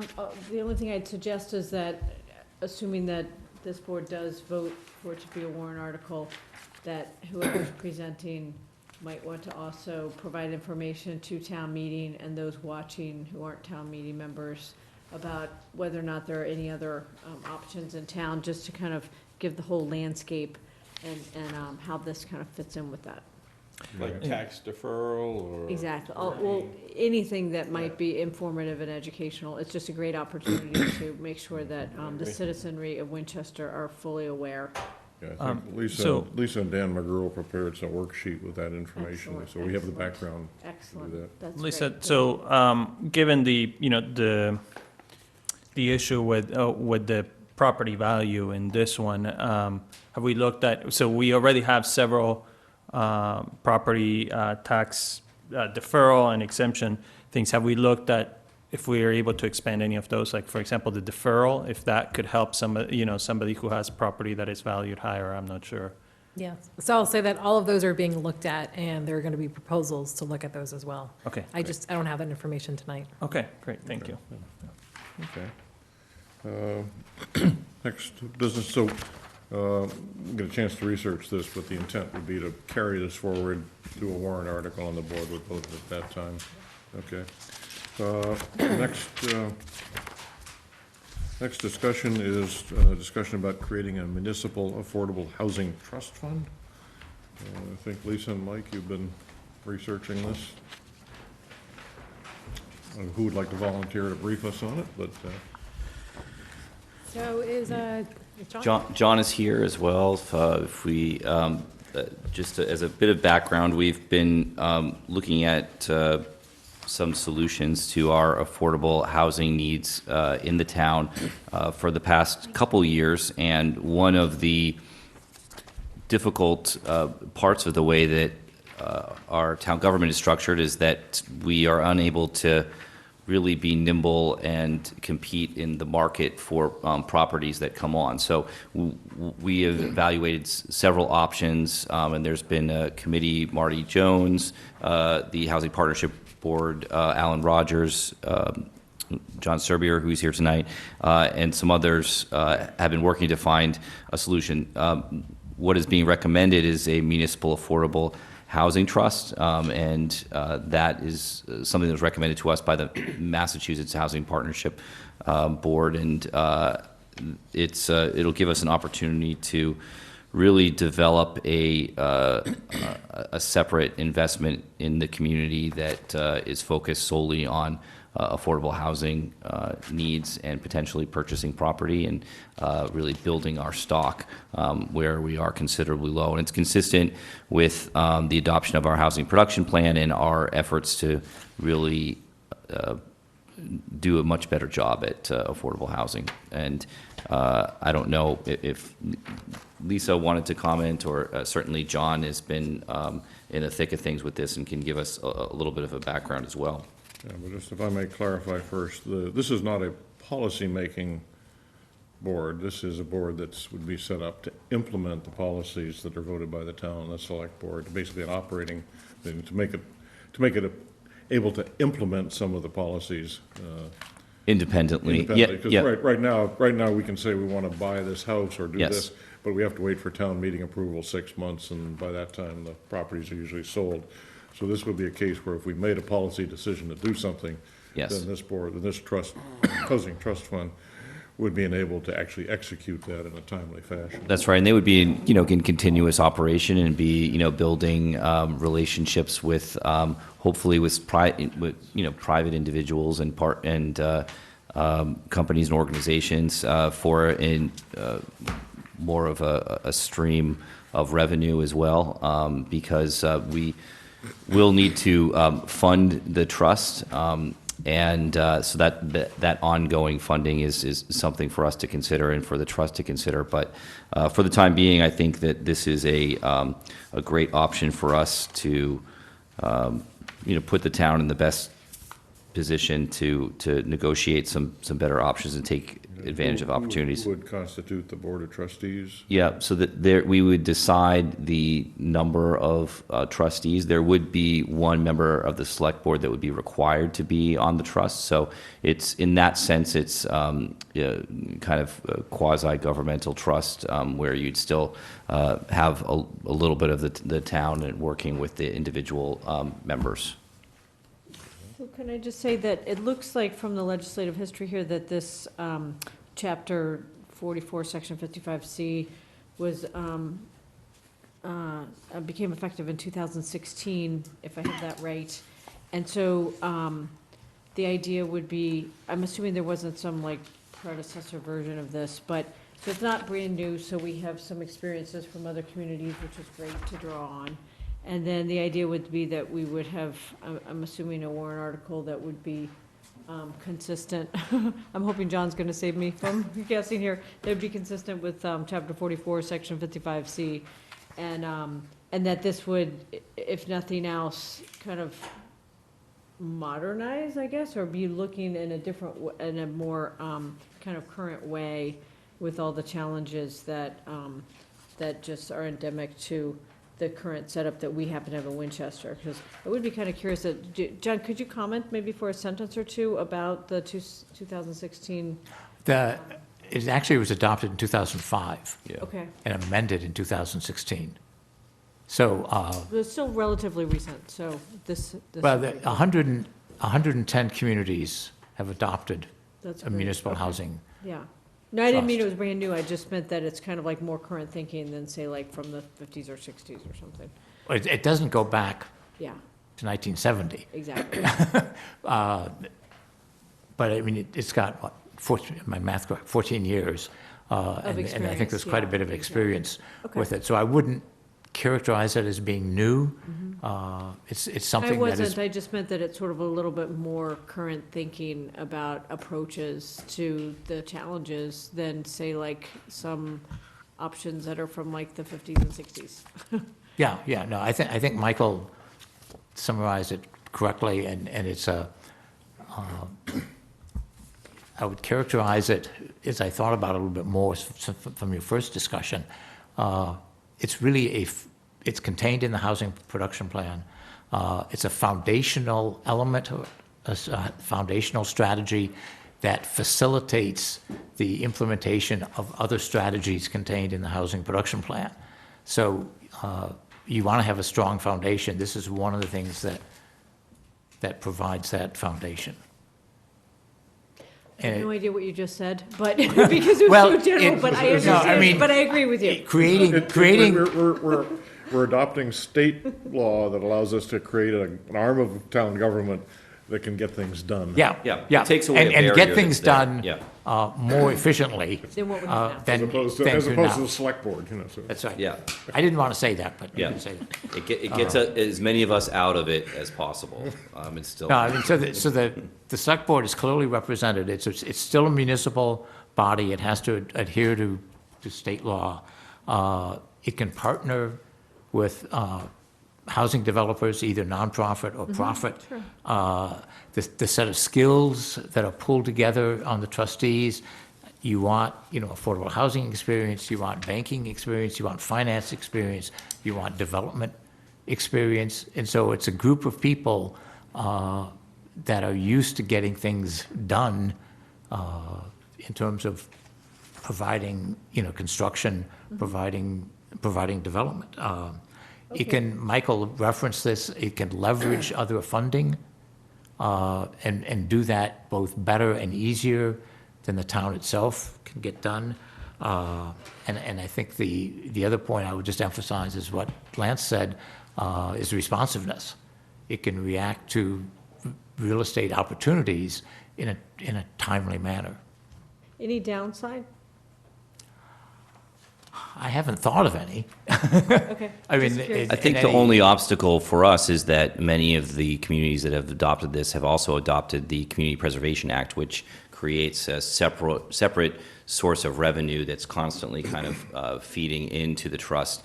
While we do have some funds in the Selectmen Housing Fund, it's that money is limited until but we can certainly leverage that by working with additional partners and maybe considering the Community Preservation Act in the future. So yeah, if I recall the numbers correctly, out of the 110 communities that have adopted the Municipal Housing Trust, 79 have also adopted the Community Preservation Act. But that means, there are 31 that have adopted the trust that do not have the CPA. So the CPA is clearly nice, it's clearly helpful, it's not a requirement. All right, thank you. Okay, further questions? So the action on this one would be to, again, agree that we're going to advance this to a warrant article, and then we would vote on it when it comes up, but the intent was to adopt pretty closely, Mike, if I understood your earlier briefing. Yep. To pretty much adopt the language that the state law puts in place and not tinker with it too much to basically make sure we get it done. And I would suggest whoever is presenting it, that they not just sort of speak in generalities about, this is just much more sort of nimble and easier and pulls all these things together compared to what we have now, but actually give concrete examples, because I think that the town meeting members deserve to know with specificity why this is better. Okay. Yeah, I think I can remember several examples where apartments or condominiums that were relatively inexpensive came on the market, and our option was to ask the seller to wait 5 months until the next town meeting so we can. Yeah, I mean, I think one of the. And the seller appropriately said, Let me thank you make- very much for your offer, goodbye, I'll talk to you. Yep. Let me make sure I understand When you say examples? Yeah. Okay, examples of real Of estate why- of why transactions. we- Don't why just we haven't talk done in it well in the platitudes, because I Okay. think that something this important, I think the town meeting members deserve to know actual concrete examples so that they know what they're voting for. Yeah. I think that we've got quite a bit of information on it, and certainly the Mass Housing Partnership has put together quite a presentation that we can draw from, but certainly from local experience, I think nothing evidences the issue more than the Selectmen's Housing Fund that has been really sitting there for a while. It's got kind of a lot of money, but not enough to really impact, housing here in Winchester because of the cost of housing is But so just to be significant. clear, So- it's not just the amount of money. It's about all the tools that this state model provides. Yeah. Yeah, okay, thank you. Okay, further We questions? will have you dry run Michael's presentation. Okay, so if there are no further questions from the board, then this will come up as part of the warrant article discussions, and we'll Okay. vote it in at that time. Okay, John, thank Thank you you. very much. Thank you, Okay. John. Thank you. Thank you, John, and thank you for your work on this, too. It's a really great opportunity for the town. And for staying this late. Okay, Eversource 345 line, I think, didn't move as far on that. I think the basic intent of this one was to inform people that on the 345 line, we have two paths we're following. One is we've appealed the electric facility siting board ruling. They said they would like to route it down Cross Street up Washington. We objected to that, and we've filed an appeal with the Supreme Judicial Court. They have put that down to the appeals court to deal with. We have not heard a decision on that. We expect probably a decision sometime later this year. In the meantime, the Eversource people requested that we issue a grant of location. This is the detailed diagrams, detailed regulations dealing with how the thing is to be installed and constructed and installed. We said that the Eversource people had not provided sufficient information. The engineering drawings were not complete.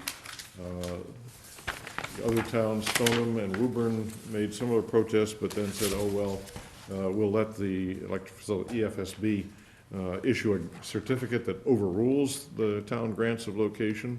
They've issued that ruling just recently. However, they said, well, since Winchester is working with Eversource, we'll hold off on doing anything on that for another 3 to 4 months.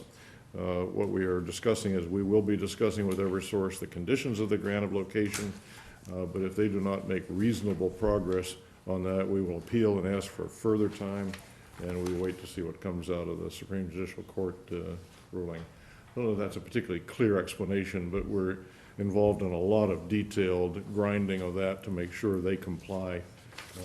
First, that they comply and make the installation a clean, effective one if they come, but we're hoping that with the larger court case, we'll be able to move them out of Winchester altogether. So we will know in a couple more days the details of what's going to happen on each one, but that was a sort of intended as a short brief to people on what's going on in that area. If my other board members can clarify what I've said, I'd be happy to get more detail. Okay? Sounds accurate. Okay. Climate action appropriation. When we installed the turf at Skilling's Field, one of the questions came up, if we're using all that plastic on the turf, how are we offsetting the carbon contribution to that? At the time, we agreed to do 3 or 4 things to partially compensate for that. One was to install bubblers to get rid of people's, or to help reduce the amount of plastic bottles, sorry, hide that, that are being used. You have a glass now. Yeah, I have a glass, I'll fill the glass and hide this. I think we also agreed to increase the number of trees that are planted within the town, and we agreed that the Right Lock Farm would put in a series of that. And then we were gonna fill out the thing by buying some carbon offsets. And I think we dealt with all 3 issues in a long hearing somewhere in April 2018. However, Stacy Ward, our comptroller, pointed out that in our in adopting the motions, we failed to specify exactly what fund was going to be used to fund each one of these. So I believe that Lisa has sorted that out. The water fountains have been paid for out of the school construction funds. So we do not have to deal with that at this moment. So the other two Like would that. be, if you'd want to make your recommendation, you've been sorting this through. I'll let you take it from here to explain Yep, what we have to do. So to summarize it very quickly, it was about $10,000 in appropriations, $4,500 on water bottle filling stations has been paid for by the McCall Phase 2 project, which leaves $5,500 that needs to be expended, and we need to know from where. Trees will be about $4,500, and the SREX will be about $1,000. The recommendation is that we look at the gift funds, which, I buried on the table for It's you. 4,500 for trees? Most of it, I think, yeah. Yes. And where, is that like geographically, the trees have to go someplace? or- so I actually do not know that level of detail, and Yeah. I apologize for that. I'm but just I wondering can if they're find gonna out. be doing some tree at the common. We might be able to take credit for one of Kill them. two yeah. trees with one. I think part one of our stone. discussion was that they would, we were looking for a large space to accommodate a bunch of them. I think they were gonna replant some of the Right Lock Farm area that was, had been deforested over the years, but I think we get credit for the trees no matter where we They're plant them, so. expensive, the trees, I'll Yep, tell you that. yeah. So that might be the common might be a good use of some of that tree. Thought. Yep. So the recommendation is to look at the Selectmen's Gifts Fund. There's this particular fund called the Agawam Fund that was part of a development on Agawam Road way back when. Yep. Very entertaining. So do we need to amend the motion from this original motion to add the funding source? Yes. Correct. Okay. yes. So I move that we amend the motion from April 9th, 2018. Do you want to do this since it was your motion, or do you want? No, me go to? ahead. Okay. That Mr. Rico did, that I second it, and that the funding source be identified for the water filling stations to be the McCall Phase 2 renovation, which has already been done, for the $4,500 for the trees, and the $1,000 for the SREX to be from the Agawam Fund. Okay, Second. We have a second. All in favor, please say aye. Aye. Okay, good. Stacy will we'll clean up our accounts on that one. And then the last issue is on your supplemental agenda. The school committee arranged for a meeting early this morning, and they basically have agreed unanimously to submit to the MSBA sort of statement of interest for the funding for the renovation of Lynch and McCall. So as we've done for the last 2 years, we need to, I'm sorry, Morocco. Yeah, it was one of those schools. It's getting late at night. So let me try that again. The school committee voted unanimously to submit a statement of intent asking the MSBA to consider funding improvements of the renovation of Lynch and Morocco schools. I get that right this time. As we have done for the last 2 years, the submission requires that both the school committee and the select board vote and endorse and submit it. I don't know that we will get funded immediately, but if we're not in line, we will never get funded. So this is the same logic we applied last year, which was to make sure that we're in line and we get to keep their attention. Do you need me to read this whole Yes. thing? Okay. Yeah. Yep. So Yeah, resolve, we having. thought would you like some water? So. Having convened in an open meeting on March 18, 2019, prior to the closing date, the Select Board of Winchester, in accordance with its charter, bylaws, and ordinance, has voted to authorize the superintendent to submit to the Massachusetts School Building Authority the statement of interest form for the Lynch Elementary School located at 10 Brantwood Road, Winchester, Massachusetts, 01890, which describes and explains the following deficiencies and the priority categories for which an application may be submitted to the Massachusetts School Building Authority in the future.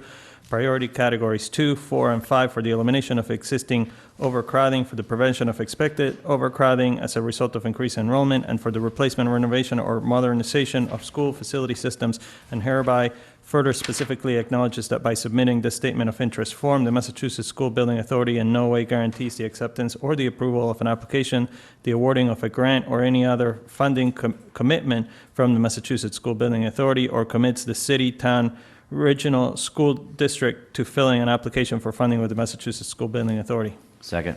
Okay, have a second? Okay, all in favor, please say aye. Aye. Aye. Now that we got you warmed up, Resolved, having convened in an open meeting on March 18th, 2019, prior to the closing date, the Select Board of Winchester, in accordance with its charter, bylaws, and ordinances, has voted to authorize the superintendent to submit to the Massachusetts School Building Authority the statement of interest form for the Morocco Elementary School located at 33 Bates Road, Winchester, Massachusetts, 01890, which describes and explains the following deficiencies and the priority categories for which an application may be submitted to the Massachusetts School Building Authority in the future. Priority categories 2, 4, and 5 for the elimination of existing overcrowding, for the prevention of expected overcrowding as a result of increased enrollment, and for the replacement, renovation, or modernization of school facility systems. And hereby further specifically acknowledges that by submitting the statement of interest form, the Massachusetts School Building Authority in no way guarantees the acceptance or the approval of an application, the awarding of a grant, or any other funding commitment from the Massachusetts School Building Authority, or commits the city, town, regional school district to filing an application for funding with the Massachusetts School Building Authority. Second. is there further discussion? If not, all in favor, please say aye. Aye. Aye. Okay. Patty or Chris, are we required to sign this, or do you simply need it notarized from the clerk? I believe the signature is required. Ellen's familiar with that. Okay. That's my memory from prior submittals. The actual deadline lands for MSD, I believe, is April 1st. So we can arrange to, Since I've given your meeting tonight, so I think Ellen Judy will get the paperwork to you through Patty. okay, and then we can arrange for it. Okay, good. And then Mariano's reward for doing such a good job on reading that one. We have an entire page of alcoholic beverage license and other contributions and memos, so would you? I move that we approve one-day alcoholic beverage licenses to Laura Lewis for Essex Catering, March 29, 2019, at the Griffin Museum, to Annette Lanigan for Jumelash, March 29, 2019, at the Sanborn House, and to Diana Kinosian for Boston's Best Bartending, April 27, 2019, at the Winchester Boat Club. Do we have seconds on those? Well, I Second. just have some comments on the boat club one. Okay, go ahead. So can we take these separately and have Okay, separate votes? so let's take I think we the need first to one, anyway. Laura Lewis, all in favor, please say aye. Aye. Aye. Okay, and Annette Lanigan for Jumelage, all in favor, please say aye. Aye. Okay, go ahead. Oh, yeah, I was just kind of curious if it's, maybe I missed it, if somebody thinks that I did, what the timing would be for the event at the boat club. Oh, it says till 11 PM. We just, I understand that some of the residents are concerned about the time, and also whether or not it should be conditioned on having the alcohol consumed inside as opposed to outside. So we could discuss that. I just wanted to. Okay, do we have enough information to deal with that tonight, or would you suggest holding it over until April 1? What's the date? It's the 27th, so I believe they've submitted the paperwork. We probably need some additional time on that one, I think, to see a little bit what the options are, because 11 is late for that Yeah, we neighborhood don't to be Just because consuming it's a alcohol. So, neighborhood. yeah. Okay, so with the board's permission, I'll suggest we hold that over until the April 1st meeting, and see if and ask the staff to consider what recommendations I'd like to make on the permit time as well as the location inside or outside. Yeah, would the town manager's office follow Yeah, up they'll with them and follow up ask for with, some? yeah, Okay, ask them. thank you. Okay. All And right, then it'd be inside. I mean, not that everybody has to stand inside, but just as far as actually service or consumption. Okay. Okay, we have a long series of other donations to accept. The first one is, so I move that we asked our town manager, Lisa Wong, to accept donation of $15,000 from the Winchester Home and Garden Club to be used for the Salt Marsh Pavilion and the foundation project, with many thanks to the Winchester Home and Garden Club for their generous donation. Yeah, second, and, Second. you know, with sincere gratitude, that's a really large sum of money. Okay, we've seconded. All in favor, please say aye. Aye. Aye. I move that we accept a donation of $750 from Substance Abuse and Mental Health Services Administration to the Board of Health to support upcoming prevention programming. Second. Seconded. All in favor, please say aye. Aye. Again, with, you know, with all these, with sincere appreciation, I mean, all of these are so important.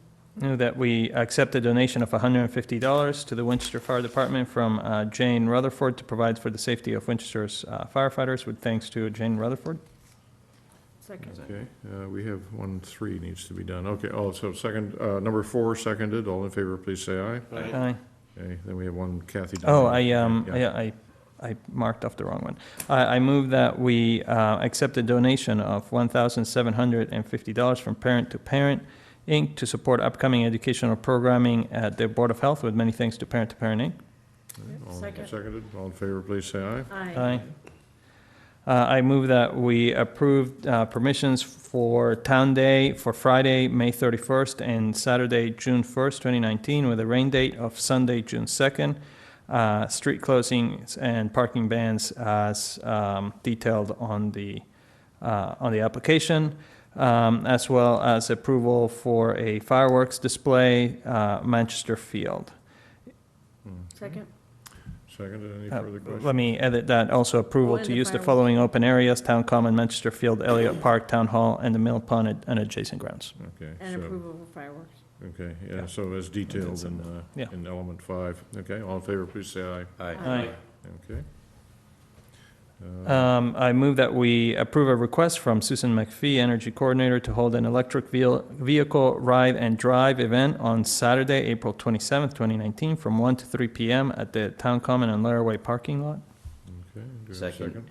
Okay, there was a discussion about getting insurance, and you said you and Susan were working on that. So, we can make the, I don't think the Did you see insurance. something from her? It's still, the wording is a little bit.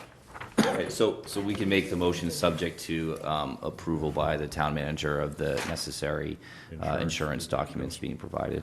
Okay, so amended, seconded? Second. Seconded. All in favor, please say aye. Aye. I move that we approve a parade permit for the Anka Fair, Saturday, May 18th, 2019. The route as detailed in Section 7. Mount Vernon Street will be closed to traffic from McCullough Rotary to the Washington Street intersection for the duration of the parade. Do we have a second? Second. Okay, all in favor, please say aye. Aye. Move that we approve a public amusement license to the Enka Society for Enka Fair, Friday and Saturday, May 17th and 18th, 2019. Second. Second. Okay, all in favor, please say aye. Aye. Anybody have any questions on the minutes from November and December? Nope. Yeah, I move that we approve the following meeting minutes: November 7th, 8th, 15th, and 19th, 2018, and December 3rd, 13th, and 17th, 2018. Second. Those were from the last packet. Okay. Correct, yes. Right, okay, not the January, February, and March. Okay. Not yet, yeah. Right, okay. Okay, all in favor, please say aye. Aye. Okay, and then on the supplemental agenda page, we have Yeah. a couple more and a couple more minutes. I move that we accept a donation in the amount of $2,094 for appreciation of services by the Council on Aging to be deposited in the Council of Aging gift account, with many thanks to the donors. Second. Seconded, all in favor, please say aye. Aye. Move that we accept a donation of $250 from the Family Action Network to the Recreation Department to support the concerts on the Common for the 2019 summer, with many thanks to the Family Action Network. Second? Seconded, all in favor, please say aye. Aye. Any corrections on the minutes for January, February, and March? None here. Okay, I move that we approve the January 7th, 2019, February 4th, 2019, March 4th, 2019. Am I missing any dates? Oh, January 14th. 7th, Okay, 7th, 14th, 7th, 14th, yeah. 17th, 24th. 24th, and 28th. Should I just say, just for January? January, All right. yes. So I move that we approve the minutes for January, February, and for March 4th, And I have a 2019. couple really minor things to give to the, our Madam Secretary on the Okay. 7th. Okay, so subject to correction of scrivener's errors. All, do I have a second? Second. Seconded, okay, so to approve the minutes of January, February, and March as distributed at the table, all in favor, please say aye. Aye. Okay, good. I think we're done. So Did you then- mention the lighted up blue event? I don't think we need to, That's a worthy, yeah, That's so, why I put it on that Yeah. section, so that it was kind of separate from. put it out to the, yeah, there will be, so David, you want to read that out, just so. well, we received a memo from Michelle Tassi, ADA coordinator, regarding an event, Tuesday, April 2nd, from 7 to 9 PM, referred to as the Lighted Up Blue event to raise awareness for autism. Okay, And it's at the Lynch Elementary School. okay. So, is there any further business for the public session? Otherwise, we will go from public session back into our executive session to clear up I think the one or two remaining items, and then we'll adjourn. So if there's no further business, Mr. Chairman, thank you all this evening, and then we'll go back into executive session. Thank you for coming. Mr. Chairman, I move that pursuant to General Laws, Chapter 30, Section 21A1, to discuss the reputation, character, physical condition, or mental health rather than the professional competence of an individual, that we resume our executive session to return to public session only